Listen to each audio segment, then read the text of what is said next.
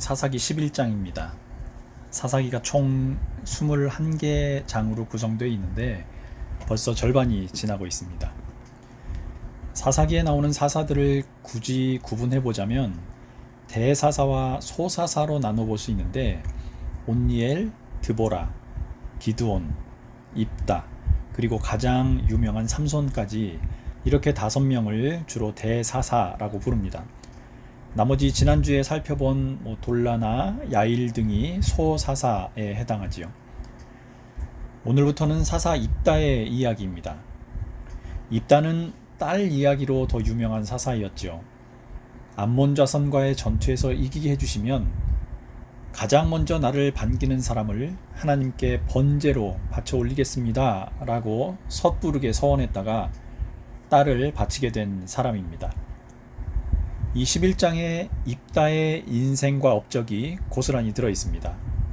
그가 어떤 삶을 살았는지, 오늘을 사는 우리에게 무슨 이야기를 하고 싶은 건지 1절부터 살펴보겠습니다. 1절입니다. 길르앗 사람 입다는 큰 용사였으니 기생이 길르앗에게서 낳은 아들이었고. 자, 이 첫 구절부터 그의 삶이 순탄치 않음이 느껴지시지요. 큰 용사인 입다의 이야기를 하면서 그 출신을 기생의 아들이었다고 합니다. 이전에 형제들을 죽이고 세겜 지역의 왕이 된 아비멜렉도 첩의 아들이었다는 말로 그의 어린 시절이 어땠음을 암시해 주었는데 오늘 입다도 그에 못지 않습니다. 첩의 아들, 기생의 아들이란 출신이 말해주는 것은 환영받지 못하는, 그 공동체에 온전히 속하지 못한 주변인이자 버려진 것 같은 삶을 살던 사람이었다는 뜻입니다. 우리나라에도 비슷한 인물들이 많이 있지요. 신돌석이라는 의병장을 아실 겁니다. 본은 평산으로 고려 개국공신이었던 신순겸의 후예이지만 조선시대에는 중인으로 떨어졌다가 다시 몰락을 거듭해서 나중에는 갓도 쓸 수 없는 형편까지 이르게 됩니다. 사회 주류층에서 벗어나 극빈층이 되어버린 거죠. 그러다가 동학농민운동과 명성황후 시해 사건 등을 겪고 나서 1896년에 평해에서 의병을 일으켜 강원도나 경북 지역에서 매우 큰 공을 세운 인물입니다. 1908년 2월 일본군은 공식 보고서에 신돌석의 신출 귀몰이 실로 자유자재하여 용이하게 체포할 수 없다, 이런 기록까지 남겼다고 합니다. 그러던 중에 고액의 현상금을 노린 옛 부하이자 사촌인 김상렬이란 사람의 간청으로 그 집에 머물렀다가 독주를 마시게 됩니다. 그리고 그 형제들에게 도끼로 목숨을 잃게 되죠. 그때 나이가 31세였답니다. 이 사람은 대한제국 최초의 평민 의병장이었던 걸로 알려져 있습니다. 큰 용사라는 기록과 기생이 낳은 아들이라는 서로 상반된 신분 또는 평가는 입다가 우여곡절이 많았던 인물이었다는 점을 암시해 줍니다. 큰 용사라는 호칭은 예전에 기드온을 부르실 때도 있었던 이름이죠. 하나님의 사자가 그에게 나타나 불렀던 장면을 기억하실 겁니다. 소심했던 농부의 아들 하나가 하나님의 손에 이끌려 큰 구원을 이루었던 것을 보여주는 호칭이었습니다. 이 단어 하나만 보아도 입다 역시 기드온 못지않은 업적을 이루었을 것이라고 예상해 볼 수 있습니다. 입다의 삶이 어땠는지 조금 더 들여다보겠습니다. 2절과 3절입니다. 길르앗의 아내도 그의 아들들을 낳았더라. 그 아내의 아들들이 자라매 입다를 쫓아내며 그에게 이르되 너는 다른 여인의 자식이니 우리 아버지의 집에서 기업을 잊지 못하리라 한지라. 이에 입다가 그의 형제들을 피하여 돕당에 거주하매 잡류가 그에게로 모여와서 그와 함께 출입하였더라. 본래 처의 아들들이 입다에게 했던 일들은 짐작을 하실 겁니다. 공동체에 속하지 못한 사람들에게 저지르는 대표적인 행위가 괴롭힘 또는 추방이지요. 자신의 운명을 스스로 결정한 것이 아닌데도 배경이 약한 사람들의 마음을 헤아리지 않은 채 섣부르게 그 사람에게 무언가 굴레를 씌워버리는 겁니다. 다른 여인의 자식이라고 쫓겨난 사건이 이미 성경에 여러 곳 소개되어 있습니다. 대표적인 것이 아브라함의 아들들이죠. 이스마엘, 시므란, 욕산, 무단, 미디안, 이런 아들들이었습니다. 아브라함이 이삭을 후계자로 삼기 위해 자기의 모든 소유를 그에게 주지요. 그리고 자기 서자들에게도 재산을 주어서 자기가 죽기 전에 이삭에게서 떠나보낸 기록이 창세기 25장에 나와 있습니다.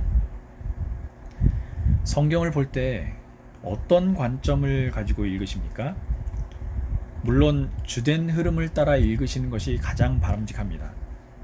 그러나 성경에서 이렇게 곁가지처럼 뻗어있던 약자들의 이야기, 공동체에 속하지 못한 채 따돌림을 당하거나 사람 취급 못 받거나 추방까지 당하는 사람들의 이야기에서도 우리는 관심을 갖고 교훈을 얻어야 합니다.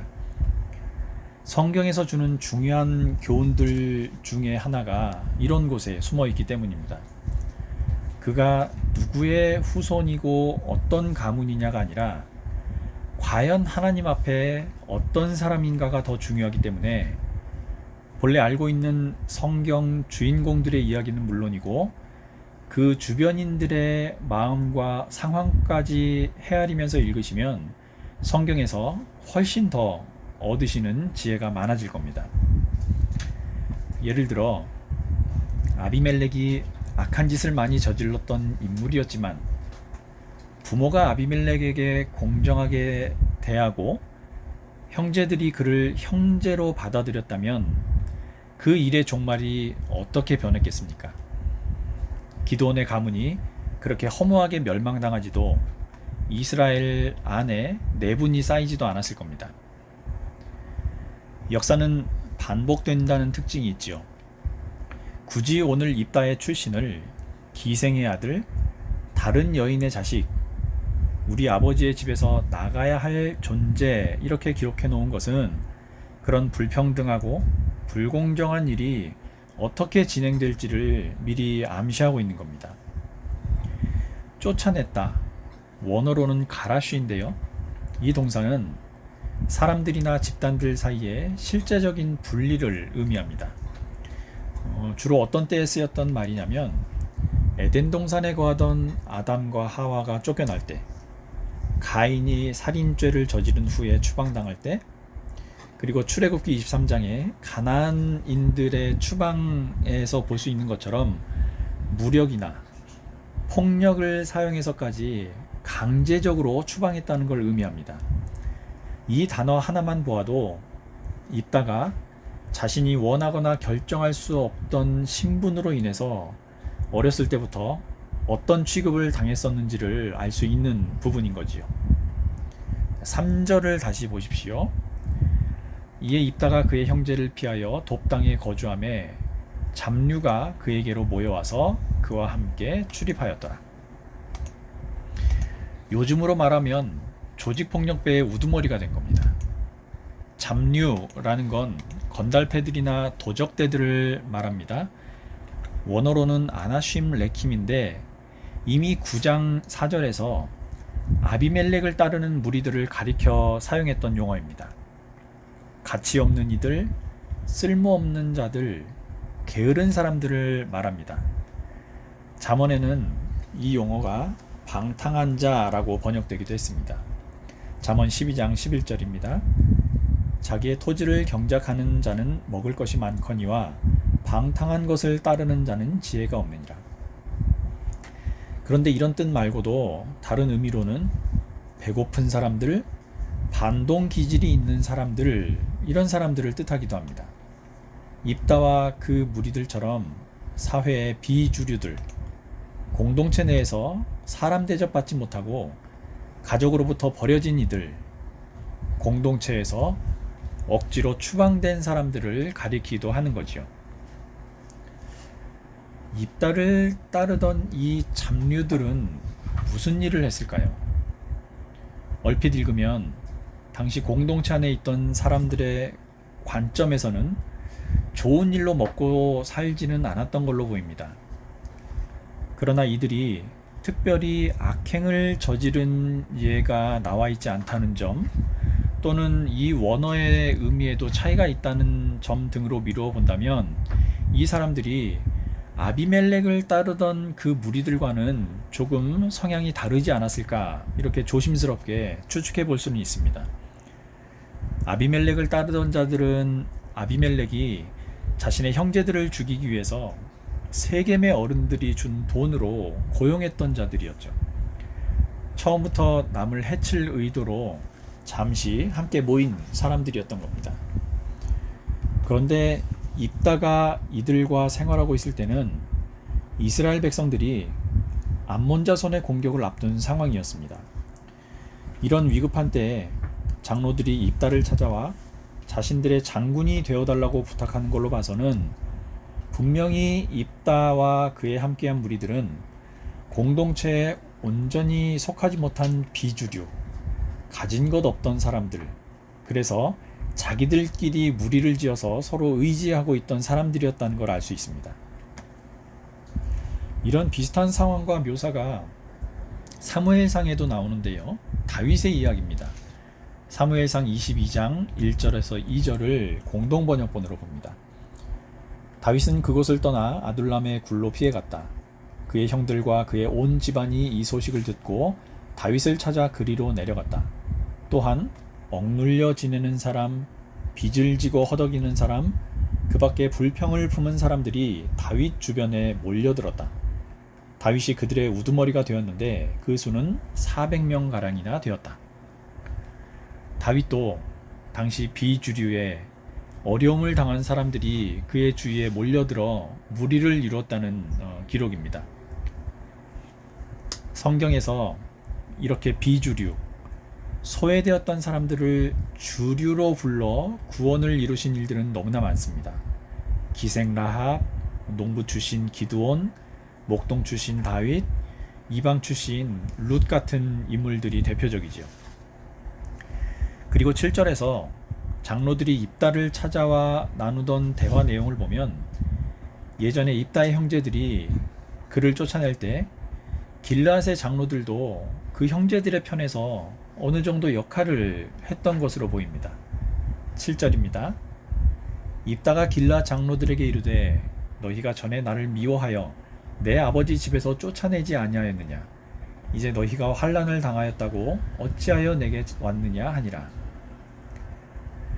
어쨌든 이런 여러 이야기들을 나눈 후에 입다는 동족들을 위해서 전투를 감당하기로 합니다.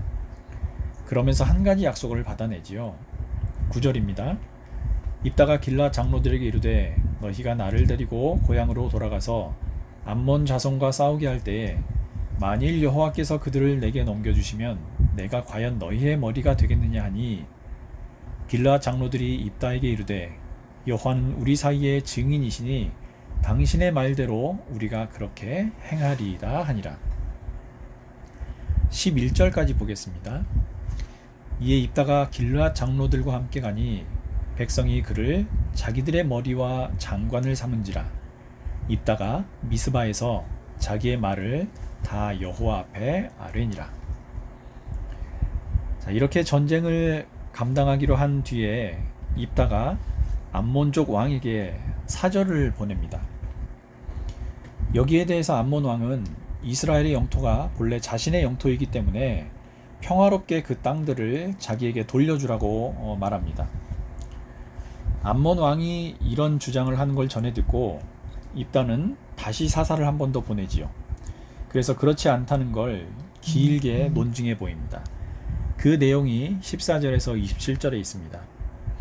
이 단판에서 입다의 신앙의 깊이가 어느 정도인지 가늠해 볼 수 있습니다.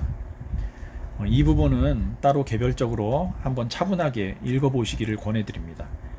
특히 입다가 27절에 하나님을 심판자라고 부르는 장면이 나오는데 이 말의 원어 표현은 예호와 하소페트, 심판하시는 여호와인데 이때 심판자라는 히브리어 샤파트, 이 말이 사사와 같은 단어입니다. 오늘 14절부터 모두 읽지는 않았지만 입다는 출애굽에서부터 지금까지 이스라엘이 거쳐온 역사를 언급하면서 하나님의 구원의 역사를 강조하고 있습니다. 그리고 그 지역은 아모리 왕 시온에게 속했던 땅이지 한 번도 당신네 암몬이 차지하고 있었던 적이 없었다는 사실도 피력하지요. 그리고 우리가 너희들을 괴롭히거나 땅을 빼앗은 적이 없는데 너희는 왜 우리를 쳐서 악을 행하려고 하느냐, 이렇게 당당하게 의견을 피력합니다. 그 말을 전해 들은 암몬 왕의 반응이 28절에 기록되어 있습니다. 26절부터 28절까지 보겠습니다. 이스라엘이 헤스본과 그 마을들과 아로엘과 그 마을들과 아르논 강가에 있는 모든 성읍에 거주한 지 300년이거늘 그동안에 너희가 어찌하여 도로 찾지 아니하였느냐. 내가 네게 죄를 짓지 아니하였거늘 네가 나를 쳐서 내게 악을 행하고자 하는도다. 원하건대 심판하시는 여호와께서 오늘 이스라엘 자손과 암몬 사이에 판결하시옵소서 하였으나 암몬 자손의 왕이 입다가 사람을 보내어 말한 것을 듣지 아니하였더라. 입다의 논리적인 말을 들은 암몬 왕은 아예 입다의 이런 말들을 모두 무시해버립니다. 이제 대화는 완전히 단절되었고 전쟁만 남은 거지요. 그리고 하나님께서는 이스라엘 백성들을 구해주기 위해서 그 영을 입다에게 내려주십니다. 그런데 막상 전투를 앞두고는 입다가 내심 조금 불안했었던 것 같습니다. 하나님께서 승리의 확신을 주셨는데 그걸 전적으로 신뢰하기가 어려웠는지 전쟁을 준비하다가 대뜸 하나님께 이런 서원을 하지요. 30절에서 31절입니다. 그가 여호와께 서원하여 이르되 주께서 과연 암몬 자손을 내 손에 넘겨주시면 내가 암몬 자손에게서 평안히 돌아올 때에 누구든지 내 집 문에서 나와서 나를 영접하는 그는 여호와께 돌릴 것이니 내가 그를 번제물로 드리겠나이다 하니라. 이후 결과는 잘 아실 겁니다. 하나님께서 입다를 보내셨기 때문에 그는 암몬 진지로 쳐들어가서 성읍 20곳을 점령하고 그 전쟁을 승리로 이끌게 되지요. 32절에서 33절입니다. 이에 입다가 암몬 자손에게 이르러 그들과 싸우더니 여호와께서 그들을 그의 손에 넘겨주시매 아로엘에서부터 민닛에 이르기까지 20성읍을 치고 또 아벨 그라밈까지 매우 크게 무찌르니 이에 암몬 자손이 이스라엘 자손 앞에 항복하였더라. 오늘 시간 관계상 입다의 딸 이야기까지는 살펴보기가 좀 어렵겠습니다. 단 오늘 살펴본 입다의 삶과 신앙을 돌아보면 단순한 불황하나 건달이 아닌 큰 용사라는 표현에서도 알 수 있듯이 영웅적인 마음, 하나님께서 이스라엘과 함께 하신다는 역사관, 소외된 젊은 사람들을 거느릴 수 있는 지도력, 그리고 암몬 왕에게 당당하게 자신의 생각과 의견을 내는 용기까지 두루 갖춘 인물이 바로 입다였다는 걸 알 수 있습니다. 그럼에도 한 가지 아쉬운 점은 하나님께서 그에게 승리를 확신시켜 주셨음에도 그 확신이 견고하지 못해서 하나님과 거래를 하려 했다는 겁니다.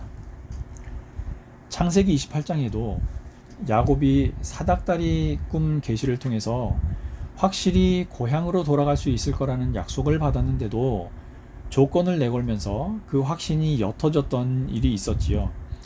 창세기 28장 20절에서 22절입니다.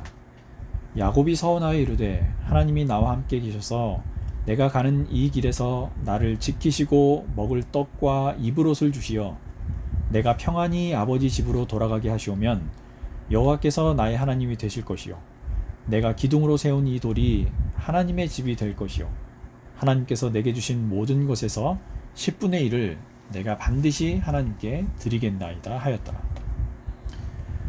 이후 입다의 이런 불신앙이 가져온 슬픈 결과는 다음 주에 확인하겠습니다. 남은 한 주는 예전의 삶을 한번 돌이켜 보시기를 권해드립니다. 나에게 주신 약속, 확신이 어떤 것들이 있었는지, 실제로 이루어 주신 것들은 무엇이었는지, 앞으로도 나를 통해서 이루실 일에 의심하거나 불안해하는 것들은 없는지, 이런 것들을 한번 살펴보시면서 남은 한 주를 보내보시면 어떨까 합니다. 그 옛날 입다를 승리로 이끄신 하나님께서 오늘도 귀한 교우 여러분들의 앞길을 승리와 영광으로 함께 하실 것을 참 좋으신 예수님 이름으로 축복합니다.